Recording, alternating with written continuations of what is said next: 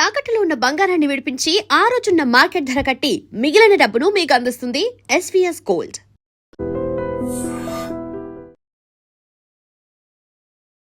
నమస్తే, welcome to I dream weekend update with కవిత.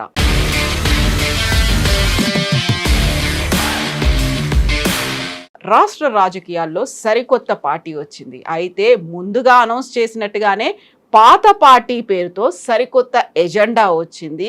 తెలంగాణ రాష్ట్ర సేనగా తన పార్టీ పేరును అనౌన్స్ చేశారు మాజీ ఎంపీ ఎమ్మెల్సీ కల్వకుంట్ల కవిత.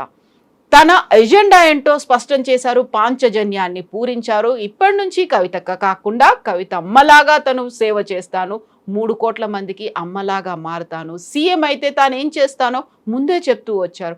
యాక్చువల్గా టీఆర్ఎస్ పేరు తనకి ప్లస్ అవుతుందా మైనస్ అవుతుందా, బీఆర్ఎస్ ఎలా చూస్తుంది? మనతో పాటుగా టీఆర్ఎస్ పార్టీ వ్యవస్థాపక మెంబర్ పొలిటికల్ అనలిస్ట్ వి ప్రకాష్ గారు నమస్కారం. సో టీఆర్ఎస్ ఈ పేరు వినగానే ఫస్ట్ మీకు ఏమనిపించింది? తెలంగాణ రాష్ట్ర సేన అంటే ఎప్పుడు కూడా ఒక కొత్త పార్టీ వచ్చింది అంటే వెల్కమ్ చేస్తాం. ఎందుకు వెల్కమ్ చేస్తాము?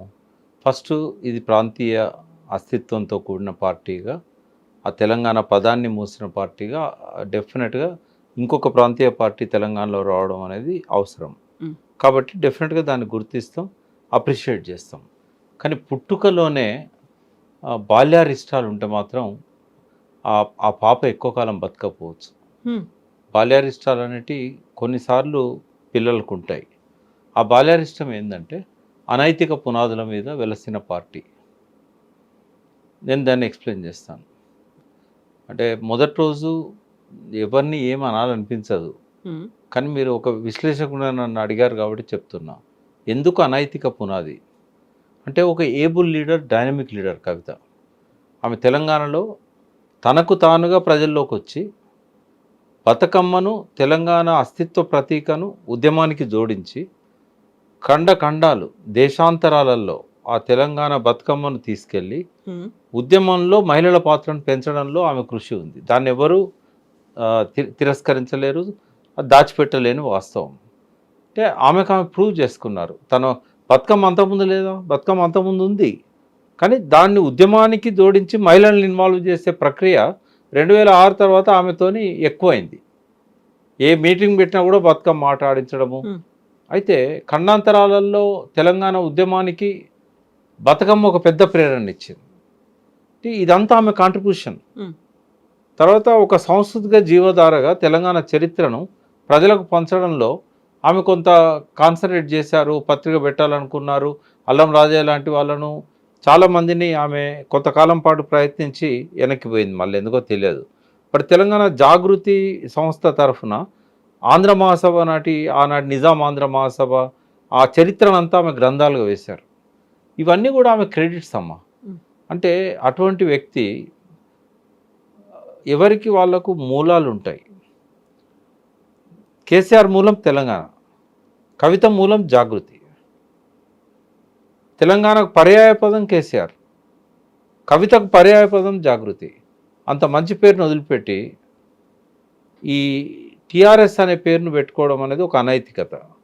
అది నేను అనట్లేదు. ఎలక్షన్ కమిషన్ కూడా ఎప్పుడైతే టీఆర్ఎస్ బీఆర్ఎస్గా మారిందో ఆ పేరు ఓపెన్, ఫ్రీజ్ అనేది ఉండదు. ఆ చట్టంలో ఎక్కడ లేదు. That is the description of election commission. ఎందుకు ఇవ్వరు? అనైతికం కాబట్టి. ఎందుకలా అంటే ఒక పేరు ఒకరు బాగా పాపులర్ అయిన తర్వాత ఆ పేరును వాళ్ళు వదులుకున్నా కూడా వెంటనే ఇస్తే ఏమైందంటే కన్ఫ్యూజన్లో ఉంటారు జనాలు. కాబట్టి చట్టం వేరు, నైతికం వేరు.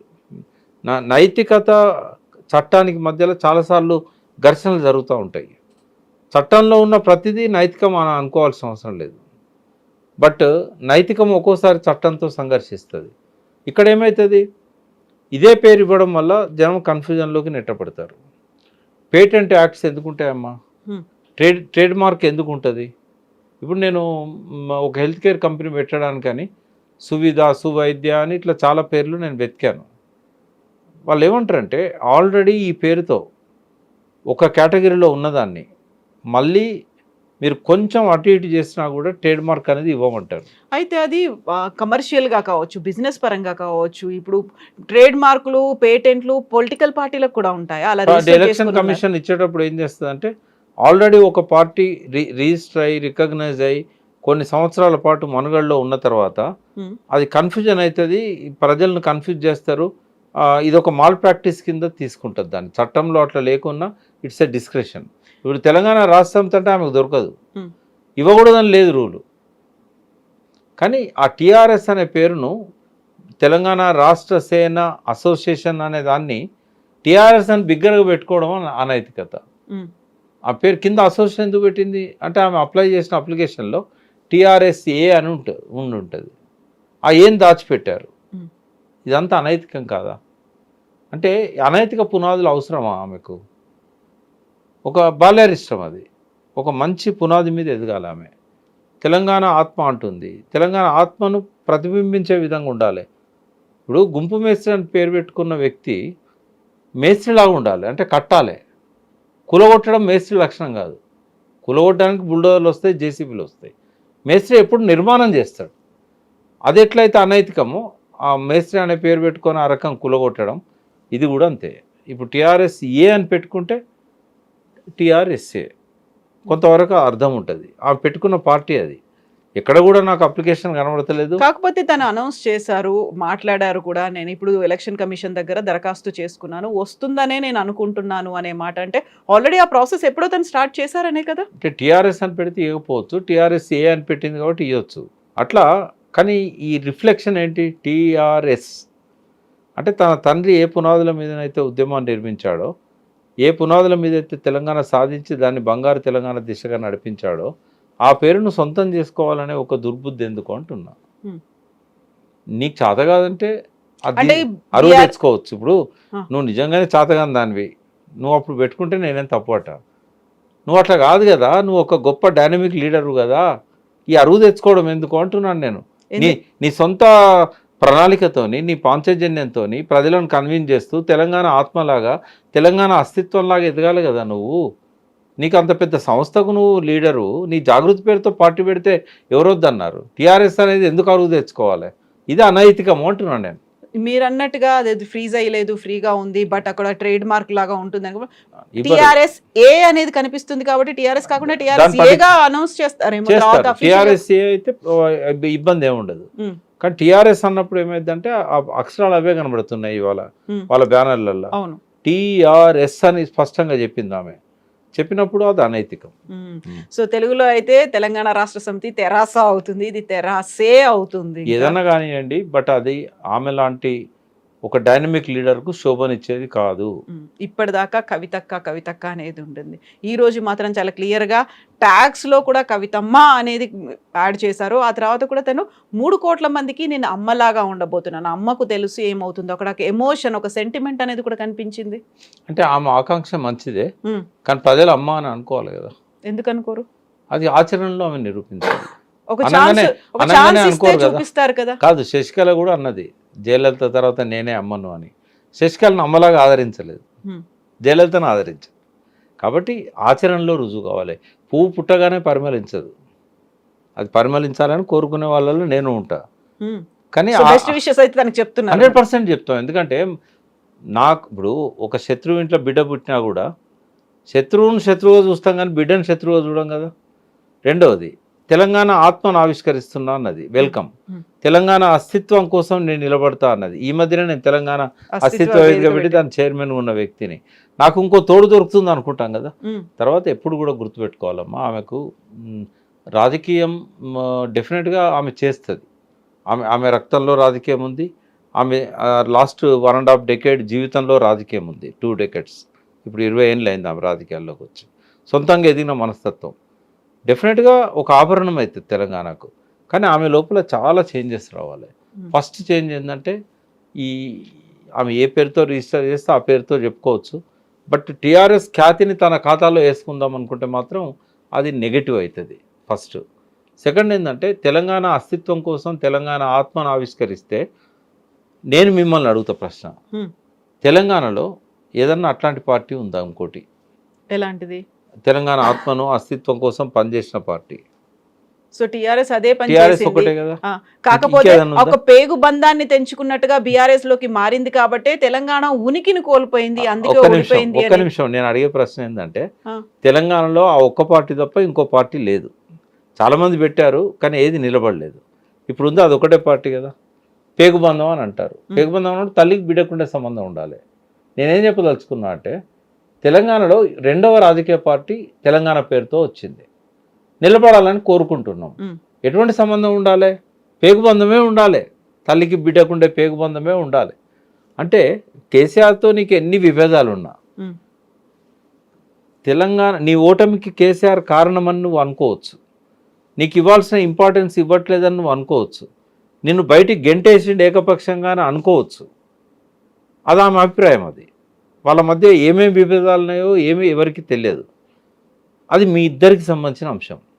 ఒక తెలంగాణ బిడ్డగా, ఒక తెలంగాణ వాదిగా నేను తెలంగాణ కోసం ఎన్ని పార్టీలు వచ్చినా కూడా డెఫినెట్గా వెల్కమ్ చేస్తా, రావాలని కోరుకుంటా.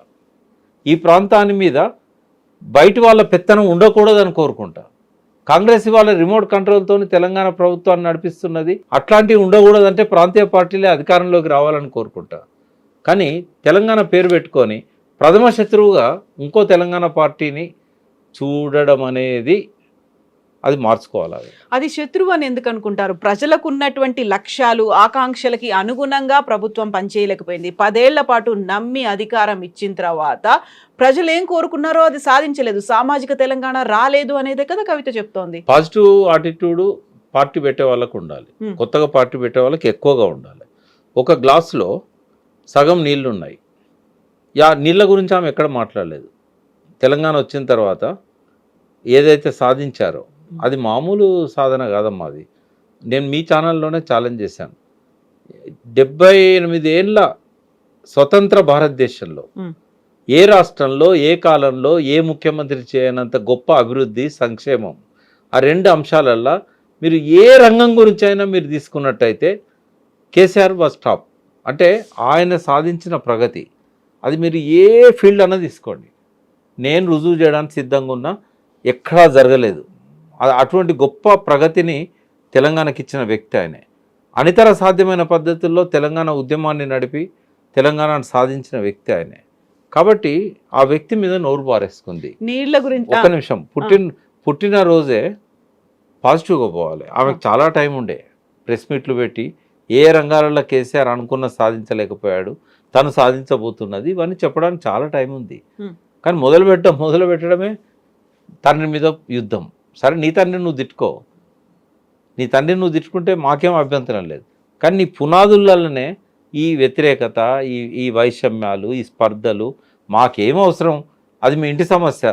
ఒక తెలంగాణ బిడ్డగా తెలంగాణ పార్టీ రావాలనుకుంటా, కానీ పుట్టుడే ఆయన ఎదిరించుకుంటా, ఆయన తిట్టుకుంటూ వస్తే ప్రజలు ఆదరిస్తారా?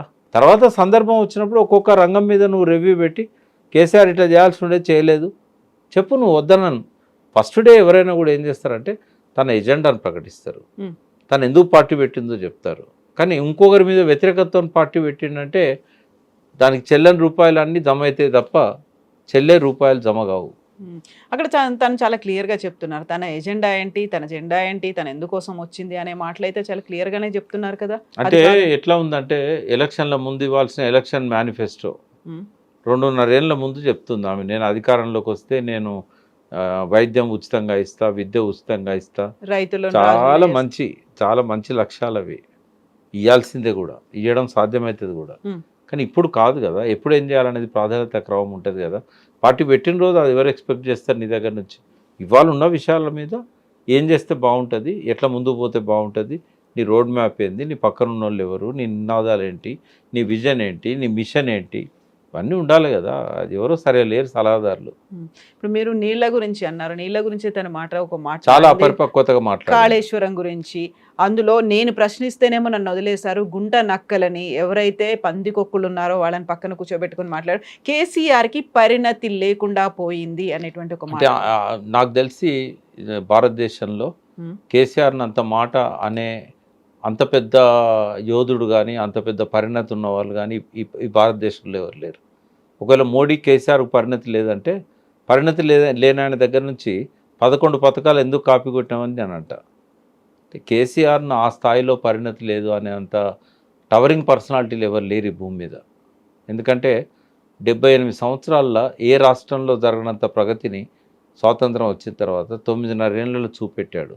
ఆయనకు పరిణతి లేదు అని అనుకుంటే వాళ్ళను వాళ్ళు తక్కువ చేసుకున్నట్టు.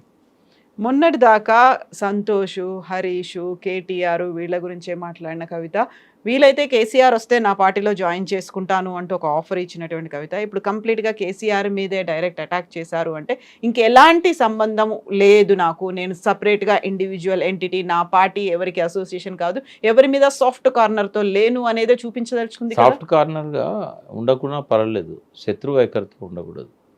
పుట్టినరోజే శత్రు వైఖరితో ఉంటే అది ఎట్లుంటుందో భవిష్యత్తు ఆమెకి తెలియాలి.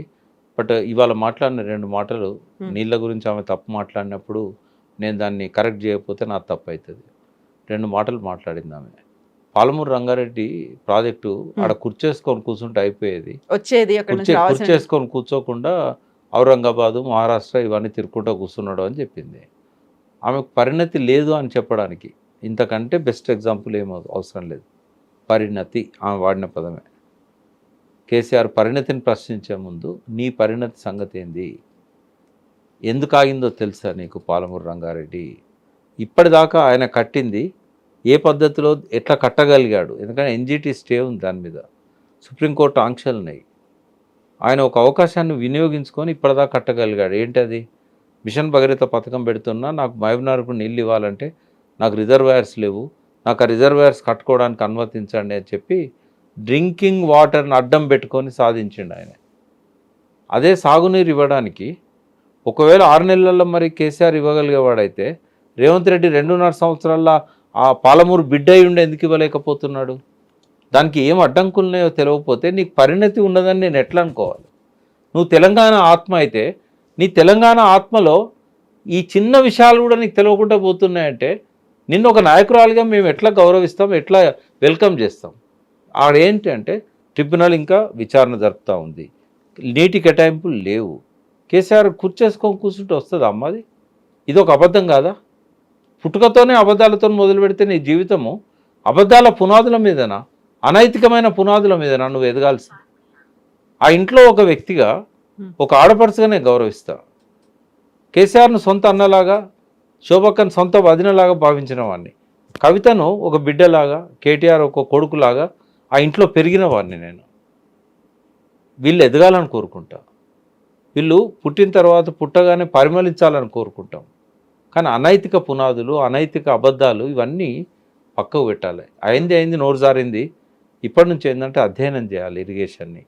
పాలమూరు రంగారెడ్డి, రేవంత్ రెడ్డి కూడా తేకపోవడానికి, కేసీఆర్ కంప్లీట్ చేయకపోవడానికి లీగల్ హర్డిల్స్ అనేటివి ఆమెకు అర్థం కావాలి. 45 టీఎంసీలు ఏవైతే బచావ్ ట్రిబ్యునల్లో రాశారో, గోదావరి కనెక్ట్ చేయగానే గోదావరి అండ్ కృష్ణ అవి డీమ్డ్ టు బి అవైల్డ్ కాబట్టి ఆ నీళ్ళ కోసం కొట్లాడాలి. ఇవన్నీ పక్కకు పెట్టి ఒక అబద్ధాల ప్రచారం మొదటి రోజు ఎత్తుకుంటే ఎట్లమ్మా? రెండవది, ఉత్తమ్ కుమార్ రెడ్డి అంటే నీటి మీద అవగాహన లేదు, ఆయనకి ఎక్స్పెక్ట్ చేయకుండా షాక్ ఇచ్చారు, చెప్పాడు ఆయన. నువ్వు కూడా అట్లా మాట్లాడితే ఎట్లా? ఇప్పుడు 1,00,000 కోట్లు పెట్టి 1,00,000 ఎకరాలకు కూడా నీళ్ళు ఇవ్వలేకపోయారు. ఇది కాంగ్రెస్ వాళ్ళు మాట్లాడితే అర్థం చేసుకుంటాం. ఒక టవరింగ్ పర్సనాలిటీ, నీటిపారుదల రంగంలో ఎవరికి లేనంత, ఏ ఇంజనీర్లకు లేనంత పరిణతి ఉన్న కేసీఆర్ గారి ఇంట్లో, ఆ ఇంట్లో ఒక భాగమై ఆయన కడుపులో పుట్టిన బిడ్డగా ఆ మాత్రం పరిజ్ఞానం లేకపోతే ఎట్లమ్మా? ఇప్పుడు కవిత గారే కొన్ని కోట్లు పెట్టి ఇల్లు కట్టారు, మరి పిల్లర్లే స్లాబ్ వేసినాక ఎందుకు కాపురం చేయలేదల్లా? ఎందుకు షిఫ్ట్ కాలేదల్లకు?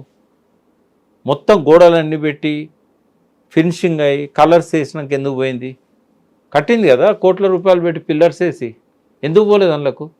అంటే ప్రాజెక్టులు అనేటివి వెంటనే ప్రాజెక్టు కట్టంగానే నీళ్లు రావు, వినియోగం చేసుకోవడానికి ఉండదు, డిస్ట్రిబ్యూటరీస్ కట్టాలి. పిల్లర్లు వేయంగానే స్లాబ్ వేయంగానే ఉండరల్లా. ఫినిషింగ్కి ఎక్కువ టైం పడుతుంది. ఒక ఇల్లు కట్టాలంటే 3 నెలల్లో పిల్లర్ స్లాబ్లు అయిపోతాయి, కానీ 30 నెలలు పడుతుంది మొత్తం అంతా కంప్లీట్ కావాలంటే. ఆ మాత్రం పరిజ్ఞానం లేకపోతే ఎట్లా? వేరే వాళ్ళు ఎవరన్నా అంటే నేను పట్టించుకోను. ఈవెన్ ఉత్తమ్ కుమార్ రెడ్డి, రేవంత్ రెడ్డి అన్న వాళ్ళకి నీళ్ళ మీద పరిజ్ఞానం లేదని వదిలేస్తా. నీకు కూడా లేకపోతే ఎట్లా పరిజ్ఞానం? నువ్వు పరిణతి గురించి మాట్లాడతావా? కేసీఆర్ పరిణతి కొంచెం పరిణతి పెంచుకోవమ్మా. అది రెడీ పెట్టారు వాళ్ళు ఇప్పుడు ప్రాజెక్టులు. ఇవాళ 1,00,000 ఎకరాలకు వచ్చినాయి, రేపు 45 లక్షల ఎకరాలకు వాడుకోవడానికి రెడీగా పెట్టారు. ఒక కాలనీ కట్టేటప్పుడు గేటెడ్ కమ్యూనిటీలల్లో ముందు వాటర్ ట్యాంక్ కడతారు. నువ్వు 10 లక్షలు పెట్టి వాటర్ ట్యాంక్ కట్టి ఒక్క ఇంటికి నీళ్ళు ఇవ్వలేదంటే ఏమనుకోవాలి? పైప్ లైన్ ఇస్తే ఎన్ని ఇళ్ళకైనా పోతాయి కదా. నువ్వు కాళేశ్వరము 45 లక్షల ఎకరాలకు ఇవ్వచ్చు కదా. కేసీఆర్ గారు ఎప్పుడో మూలపడ్డ సింగూరు కింద ఆయకట్టు, నిజాం సాగర్ కింద ఆయకట్టు, ఇవన్నీ కూడా అందులో పెట్టాడు. 38 లక్షల ఎకరాల ఆయకట్టు ఎందుకు పెట్టాడు ఆయన? Stabilization of old project. వాటి కింద 4 ఏళ్లలో క్యుములేటివ్గా ప్రతి సంవత్సరం ఇచ్చిన ఆయకట్టు లెక్క కడితే 60 లక్షల ఎకరాలకు నీళ్ళు వచ్చినాయి కదా. అబద్ధాన్ని ఎందుకు దాస్తున్నావు? అంత పంట పండింది అబద్ధమా? తుంగతుర్తికి నీళ్లు పోయినాయి అబద్ధమా? అంటే అబద్ధాల గొంతుకతోని నువ్వు గొంతు కలిపితే, తెలంగాణ అస్తిత్వం మీద దాడి చేసే వాళ్ళతోని నువ్వు గొంతు కలిపితే నిన్న అస్తిత్వ ప్రతీకలాగా మేము ఎట్లా చూస్తాం? సో వ్యతిరేక వాళ్ళతో అన్నప్పుడు ఇంతకుముందు మీరు అన్నారు కాంగ్రెస్ వాళ్ళలాగే మాట్లాడుతోంది, ఆ మాట మాట్లాడుతోంది. కాంగ్రెస్ ప్రభుత్వాన్ని కూడా అంతే తీవ్ర స్థాయిలో విమర్శించింది కదా. ఇప్పుడు ఉన్నటువంటి ముఖ్యమంత్రిని కర్కోటకుడితో పోల్చింది. కర్కోటకుడి పాలనలో ఉన్నాము అనే మాట. అది ఆచరణలో చూస్తామమ్మా. ఆమె ఎంతకాలము ప్రతిఘటిస్తుంది. ఆయన కూడా మొదటి రోజే కర్కోటకుడు అనడం కూడా తప్పే. రేవంత్ రెడ్డిని అట్లా అనడం కూడా. మేము ప్రభుత్వానికి సలహాలు ఇస్తాం, ఒత్తిడి తీసుకొస్తామని మాట్లాడాలి. కర్కోటకుడు, గాండ్రకప్ప ఇట్లాంటివి ఎందుకు? నేను ఏమంటున్నా, నిజామాబాద్ దిక్కు నువ్వు పోవాలనుకున్నప్పుడు ఒక నిజామాబాద్ బోర్డు పెడితే సరిపోదు. నువ్వు నిజామాబాద్ బోర్డు పెట్టినప్పుడు నిజామాబాద్ దిక్కు పోవాలి. కానీ నీ దారి పరిగి దిక్కున్నది, నీ దారి వికారాబాద్ దిక్కున్నది. తప్పు కదా అది. నువ్వు నిజామాబాద్ బోర్డు పెట్టుకొని కొడంగల్ దిక్కుపోతే నిజామాబాద్ వస్తుందా? ఎప్పటికీ రాదు. కాబట్టి నీ దిశ, నీ దశ, మేధావులను థింక్ ట్యాంకును పెట్టుకోండి, అనుభవజ్ఞులను పెట్టుకోండి, మంచి దారిలో ప్రయాణం చేయండి. మొదటి రోజు నోరు జారినా కూడా పట్టించుకోము.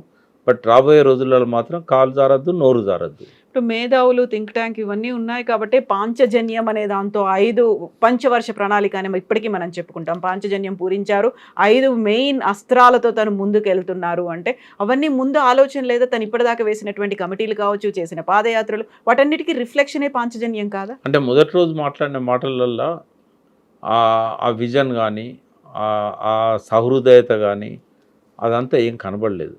కొన్ని ఆమె లోపల ఆ వేగం కనబడవచ్చు, ఆ ముఖంలో ఆ ప్రసన్నత కనబడవచ్చు, ఆవేశం కనబడవచ్చు, కానీ దిశ సరిగా లేదు అనేది నాకున్న అభిప్రాయం.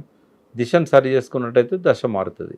అదే ఆమె ప్రయత్నం చేస్తే అవుతుంది. ఇప్పుడు ఒక మామూలు నేను ఒక మాట చెప్తాను. హైదరాబాద్లో రిచెస్ట్ పర్సన్ చాలామంది ఉన్నారు, ఎక్కువ మంది ఫార్మా ఉన్నారు. సపోజ్ మైహోం రామేశ్వరరావు కావచ్చు, లేకుంటే ఫార్మాకు సంబంధించిన దివీస్ నిత్యానంద రెడ్డో, ఇంకోరు అరవిందో నిత్యానంద రెడ్డో, దివీస్ సంబంధించిన ఇంకోరు, వాళ్ళ దగ్గర విపరీతమైన డబ్బు ఉంది. లేదా అదాని, ఓ ప్రశాంత్ కిషోర్ను అందరిచ్చేదానికంటే 4 రెట్లు ఎక్కువ ఇచ్చి పెట్టుకున్నాడు అనుకో, ఆయన ప్రధానమంత్రి అవుతాడా అదాని? లేదా రామేశ్వరరావు ముఖ్యమంత్రి అవుతాడా? నిత్యానంద రెడ్డి ముఖ్యమంత్రి అవుతాడా? అంటే పీకే లాంటి వాళ్ళు 60 కిలోమీటర్లు వచ్చిన వాళ్ళను 70 దాకా పోవడానికి కొంత సహకరిస్తారు, 80 దాకా పోవడానికి సహకరిస్తారు. కానీ 0 నుంచి ఉన్న వాళ్ళను 100 దాకా తీసుకుపోగలుగుతారా? తర్వాత రెండవది, చెన్నారెడ్డి కంటే డైనమిక్ లీడర్ తెలంగాణలో లేడు. అప్పుడు ఇప్పుడు ఒక్క విషయంలో మాత్రమే కేసీఆర్ గారికి నేను క్రెడిట్ ఇస్తాను. చెన్నారెడ్డి లోపల డైనమిజం ఉంది, డేరింగ్ ఉంది, కానీ వ్యూహంలో ఎత్తుగడల్లో కేసీఆర్ కంటే గొప్పోడేం కాదు. ఆ ఒక్క విషయంలో కేసీఆర్కు నేను క్రెడిట్ ఇస్తాను. కానీ చెన్నారెడ్డి ఈజ్ ఎప్పుడూ డైనమిక్ లీడరే తెలంగాణలో. 100 సంవత్సరాల 200 సంవత్సరాల చరిత్రలో కూడా ఆయనను మించిన డైనమిక్ లీడర్ లేడనేది కేసీఆర్ గారు కూడా యాక్సెప్ట్ చేస్తారు. అటువంటి చెన్నారెడ్డి నేషనల్ డెమోక్రటిక్ పార్టీ అని పెట్టుకున్నాడు, ఒక అనామకుడిగా పెట్టుకోలే. నిజాం వ్యతిరేక పోరాటం నుంచి, ఆంధ్ర మహాసభ దగ్గర నుంచి, ఆంధ్రప్రదేశ్ ఏర్పడేటప్పుడు తెలంగాణ కోసం కొట్లాడిన వ్యక్తిగా, 69 ఉద్యమ రథసారథిగా, 3 ఏళ్ళు ఆ పోరాటాన్ని నడిపి 14 సీట్లలో 10 మందిని గెలిపించుకున్న యోధునిగా, ఒక 5 సంవత్సరాలు ఇందిరా కాంగ్రెస్ను పరిపాలనలోకి తీసుకొచ్చి దానికి మొదటి ముఖ్యమంత్రి ఆ పార్టీకి. ఇదంతా చరిత్ర ఉన్న చెన్నారెడ్డి నేషనల్ డెమోక్రటిక్ పార్టీ అని పెట్టి డిపాజిట్లు రాలే. అంటే మా ఇమేజ్ వేరు కదా, ఇది పొలిటికల్ ఇమేజ్, అది ఓన్లీ ఒక ఫేమ్ లాగా వచ్చింది, లేకపోతే సినిమాలకు రిలేటెడ్గా వచ్చింది. మరి ఎన్టీ రామారావుకు అదే ఇమేజ్తో ఆయన గెలిచాడు కదా, కానీ ఇమేజ్తో కాదు గెలిచింది ఆయన. ప్రజాదరణ ఉంది అక్కడ. ఎందుకు వాక్యూమ్ ఉంది. ఆ వాక్యూమ్ ఇప్పుడు లేదు. ఇప్పుడు ప్రజలు డిసైడ్ అయిపోయారు ఎవరికి ఓటు వేయాలనేది. 2.5 years తర్వాత కాదు, ఇప్పుడు ఎలక్షన్ పెట్టినా 1 yearకి ఎలక్షన్ పెట్టినా ఈ ప్రజాభిప్రాయం మారదు. ఎట్లా సస్టైన్ కావాలి పార్టీ, ఎట్లా నిలబడాలి. ఇంకోటి ఇక్కడ వాక్యూమ్ లేదు. చరిత్రలో ఉజ్వలమైన పోరాటాలు చేసిన సిపిఐ సిపిఎంలే ఇక్కడ మట్టి కొట్టుకొని పోయినాయి. ఇక్కడ అవకాశం లేదు. ఇక్కడ 3 పార్టీలే, 3వ పార్టీకే ఇక్కడ స్థానం దొరకట్లేదు. బీజేపీ జాతీయ స్థాయిలో 12 ఏళ్ల నుంచి పరిపాలన చేస్తున్నది. దేశం ఎప్పుడూ చూడనటువంటి ఒక వ్యక్తి అక్కడ ప్రధానమంత్రిగా ఉన్నాడు. ఆయనకు స్కాములు లేవు, కుటుంబాలు లేవు. బట్ అటువంటి ఒక గొప్ప నాయకుని నేతృత్వంలో, డైనమిక్ లీడర్ అమిత్ షా లాంటి వాడి సారథ్యంలో, అధ్యక్షుడు ఎవరైనా ఉండనియండి, ఆ పార్టీ ఇక్కడనే నిలబడలేకపోతున్నది. 12 ఏళ్ల నుంచి ఎన్ని ప్రయత్నాలు చేసినా వాళ్ళకు అడుగు పెట్టడానికి స్థలం దొరకడం లేదు. అటువంటిది ఒక కొత్త పార్టీకి ఎదగాలంటే ఎన్ని విషయాలల్లా వాళ్ళని వాళ్ళు సరి చేసుకోవాలి. ఇవన్నీ ఇంకోటి, భారతదేశంలో వేలాది పార్టీలు వచ్చినాయి, డజన్ల సంఖ్యలో కూడా నిలబడలేదు. ఎనర్జీ నిలబడ్డది ప్రాంతీయ అస్తిత్వంతో. వెస్ట్ బెంగాల్, తమిళనాడులోనైతే ఆనాటి డిఎంకే తర్వాత 3వ పార్టీ నిలబడలేదు. ఆడ టీఆర్ఎస్కి ఏంటంటే ఆనాటి పాలన పట్ల ఒక వ్యతిరేకత, ఒక కోపము, దాంతోపాటుగా తెలంగాణ నినాదం అది తోడైంది. కేసీఆర్ ఇమేజ్తో రాలేదు టీఆర్ఎస్. కేసీఆర్ వ్యూహము, ఎత్తుగడలు, తర్వాత ఆనాడు ఉన్న పరిస్థితులు ఇప్పుడు లేవు కదా. అటువంటి ఎక్కడుంది వాక్యూమ్? ఇప్పుడు ఆ అవసరం ఉంది అనేది గత 10 ఏళ్లలో జరగలేదు, ఇప్పుడు జరగట్లేదు. కాబట్టి నెక్స్ట్ తను చేస్తాననేది, తను అమ్మగా మారబోతున్నాను, ఆ తర్వాత తనకు తెలుసు ప్రజలు ఏం కావాలని కోరుకుంటున్నారు అనే దాంతోపాటుగా ఒక డైరెక్షన్ ఉంది. తను సీఎం అవ్వాలి అనేది తన ఆకాంక్ష. నేను ముఖ్యమంత్రి అయిన తర్వాత, పార్టీ పెట్టిన రోజే అంతలా ఎవరు అనౌన్స్ చేశారు, నేను నెక్స్ట్ ముఖ్యమంత్రిని అవుతాను, ముఖ్యమంత్రి అయ్యాక నేను చేస్తాను అనేది అంత కాన్ఫిడెంట్గా చెప్పారు. అంటే రేవంత్ రెడ్డి గారు ముఖ్యమంత్రి కాగానే చాలా మంది లోపల ఆస్పిరేషన్స్ వచ్చాయి. తీర్మార్ మల్లన్న కావచ్చు, కవిత కావచ్చు, ఇంకోరు కావచ్చు. ఆస్పిరేషన్ ఒకటే ఉంటే సరిపోదు. రేవంత్ కలిసి వచ్చింది ఏంటంటే, అప్పుడు కేసీఆర్ గారి మీద కొంత వ్యతిరేకత కావచ్చు, బండి సంజయ్ లాంటి వాళ్ళను బీజేపీ వెనక్కి లాగడం కావచ్చు, ఇట్లాంటివి చాలా కారణాలు, కాళేశ్వరము ఆ టైంలోనే జరగడం కావచ్చు, ఇవన్నీ రేవంత్ కలిసి వచ్చిన అంశాలు. అంతేగాని రేవంత్ లాగా అందరూ ఇట్లా అనగానే 5 ఏళ్లలో ముఖ్యమంత్రి అవుతారా? అది రావాలంటే చాలా చేయాల్సిన అవసరం ఉంటుంది. ఒకటైతే చెప్తున్నాను, క్రికెట్లో కానీ రాజకీయాల్లో కానీ నథింగ్ ఈజ్ ఇంపాసిబుల్. కానీ ఇవాళ ఉన్న పరిస్థితులలో ఫస్ట్ ఆమె ముందున్న లక్ష్యం ఏంటంటే, ఒక చక్కని ఎజెండాతోని, చక్కని విజన్తోని, చక్కని మిషన్తోని ముందుకు రావాలి. సెకండ్ ఏంటంటే, ఈ తిట్టడం మానేసి పాజిటివ్గా పోవాలి. లేకపోతే ఇంట్లో తగాదని తీసుకొచ్చి మన మీద రుద్దుతుంది అని అనుకుంటారు. మూడోది ఏంటంటే, ఆమె మీద ఉన్న మచ్చను తొలగించుకోవడానికి, ఆమె భాషలో చెప్పాలంటే కడిగిన ముత్యంలా బయటికి రావాలంటే నెత్తి మీద ఇప్పటికీ కత్తి వేలాడుతూనే ఉన్నది. మొన్న వచ్చిన తీర్పు అనేది ఫైనల్ కాదు, మళ్ళీ ఎంక్వైరీ స్టార్ట్ అవుతున్నది, మళ్ళీ విచారణ ఎదుర్కోవాల్సి వస్తుంది.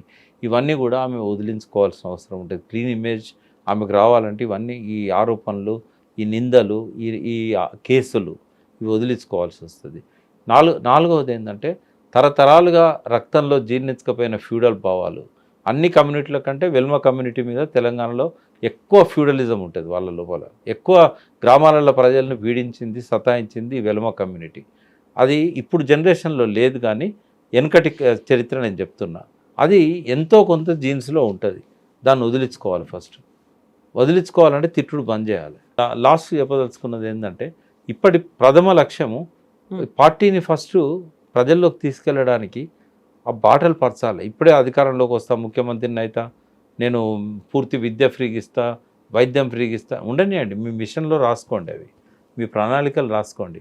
ఆ స్లోగన్స్ ఇప్పుడు అట్రాక్ట్ చేయవు. ముందేంటంటే, ఏ గ్రామాలల్లో, ఏ పట్టణాలల్లో ఎవరిని పార్టీలోకి తీసుకుంటే ఆ పార్టీ ఆరోగ్యకరంగా ఉంటుంది. ఇప్పుడు రోగాలతోని మంచాన పడ్డోళ్ళని తీసుకుంటే పార్టీ ఎదగదు. నెగటివ్ క్యారెక్టర్ని వాళ్ళని తీసుకుంటే పార్టీ ఎదగదు. చెల్లని రూపాయలను తీసుకుంటే ఖజానా నిండదు. ఏ పార్టీకి అక్కర్రాను తీసుకుంటే ఈ పార్టీకి కూడా అక్కర్రాడు. ఈ విషయాలలో కొంచెం జాగ్రత్తగా ఉండి ఆ పార్టీకి జవసత్వాలు ఇవ్వాలి, దాని వెన్నుముకను కరెక్ట్గా నిలబెట్టాలి. అన్ని రకాలుగా ఆ ఫ్రేమ్లో ఉంటే ఈ చరిత్రను కొంచెం మార్చవచ్చు. ఎట్లా అంటే ఈ నిలబడ్డ మూడో పార్టీ అవుతుంది. పెద్ద పెద్ద యోధులు విఫలమైన కాడ, ఈవెన్ విజయశాంతి లాంటి స్టార్డమ్ ఉన్నోళ్ళు తెలంగాణ నినాదం పెట్టుకొని వచ్చినా కూడా కేసీఆర్ మీద ఉన్న వ్యతిరేకతను సొంతం చేసుకోవాలనుకున్నా విజయశాంతికే సాధ్యం కాలే. లాస్ట్కి అదే విజయశాంతి మళ్ళీ టీఆర్ఎస్లోనే కలవాల్సిన పరిస్థితి వచ్చింది. కాబట్టి ఇవన్నీ ఉంటాయి. భవిష్యత్తులో ముందుకు సాగాలంటే టీఆర్ఎస్ మీద ద్వేషం కానీ తన తండ్రి మీద ద్వేషం కానీ ఉండకూడదు. ఎందుకంటే తండ్రిని తిట్టడానికి పార్టీ పెట్టిందనే మెసేజ్ పోయిందనుకోండి, ఇంకా ఆమెకు ఫ్యూచర్ ఉండదు. తండ్రి మీద కోపంతో పెట్టిందన్న ఎవరు రారు. కాబట్టి ఇవన్నీ సరి చేసుకుంటే ఆ పార్టీకి ఉజ్వలమైన భవిష్యత్తు ఉంటుంది. కాబట్టి చాలా ఉన్నాయి చేయాల్సినవి. డబ్బులు దండగ పెట్టుకోవద్దు, ఇవాళనే అధికారంలోకి వస్తారనే కళలు అక్కర్లేదు. ఎదగాలి కదా, కనీసం 18 ఏళ్ళు వస్తేనే ఓటు హక్కు వస్తుంది. ఇప్పుడే పుట్టిన పాపకి 4 ఏళ్ళకే నేను ఓటు హక్కు కావాలంటే వస్తుందా? కొంచెం ఆ పరిణామ క్రమం అనేది ప్రకృతితో సమన్వయం చేసుకోవాల్సి ఉంటుంది. ఒక చెట్టు పెట్టంగానే కాయలు కాస్తుందా? దాన్ని ఎదగాలి కదా, ముందు నీరు పోయాలి, నారు పోయాలి, దాని నర్చరింగ్ ఉంటుంది, దానికి సన్లైట్ పడాలి. సన్లైట్ అంటే ఒక మెంటరు, ఆ మెంటర్ ఎవరు ఆ పార్టీకి. తర్వాత బహుజన వాయిస్ అంటారు. ఇప్పటిదాకా మీలాంటి అగ్రకులాలు కదా బహుజనులను అణచివేసినాయి. మరి నువ్వు నిజంగానే నీ పార్టీకి ఒక బహుజనున్నో దళితున్నో అధ్యక్షుని ఎందుకు చేయలేదు? చేస్తే కొంత ప్రజల్లోకి వెళ్ళేదేమో. ఎవరు నమ్ముతారు? అగ్రకులాల ఆధిపత్యంలో బహుజనులకు న్యాయం జరుగుతుందా? ఎంతో కొంత కేసీఆర్ కొంచెం డిఫరెంట్. ఎందుకంటే ఆ కులాల యొక్క ఆర్థిక వ్యవస్థను బాగు చేసుకోవడానికి, జీవన ప్రమాణాలు పెంచడానికి గొర్రెలనిచ్చాడు, దళిత బంధు లాంటి స్కీములు పెట్టాడు. ఆయన విషయంలో కొంత మినహాయింపు ఉన్నా కూడా ఇప్పటిదాకా ఏ అగ్రకుల నాయకత్వంలో తెలంగాణనే కాదు భారతదేశంలోనే ఎక్కడ కూడా అగ్రకుల ఆధిపత్యం అంటున్నా. ఎందుకంటే మోడీ అగ్రకులం కాకపోయినా ఆయన బహుజనులకు చేసింది ఏమీ లేదు. అగ్రకుల ఆధిపత్యం నడుస్తుంది అక్కడ. ఆయన కుటుంబం లేదు, కానీ ప్రపంచంలోనే పెద్ద కుటుంబం ఆర్ఎస్ఎస్ ఉన్నది. అందరికీ 2 చేతులు ఉంటే ఆర్ఎస్ఎస్ 87 చేతులు ఉన్నాయి. బట్ అక్కడ బందీ అయిపోయాడు మోడీ. ఇక్కడ కూడా అంతే, ఏ అగ్రకులం ఆధిపత్యంలో కూడా బహుజనులకు న్యాయం జరగదు. ఒకవేళ నువ్వు నిజంగానే బహుజనులకు న్యాయం చేయాలి, జ్యోతిబా పూలే ఆదర్శాలతోని, అంబేద్కర్ ఆదర్శాలతో పోవాలంటే నీ పార్టీకి బహుజనుని అధ్యక్షుని చేయి, నీ పార్టీకి దళితుని అధ్యక్షుని చేయి. అప్పుడు ప్రజల్లో కొంత చేంజ్ అనేది వస్తుంది.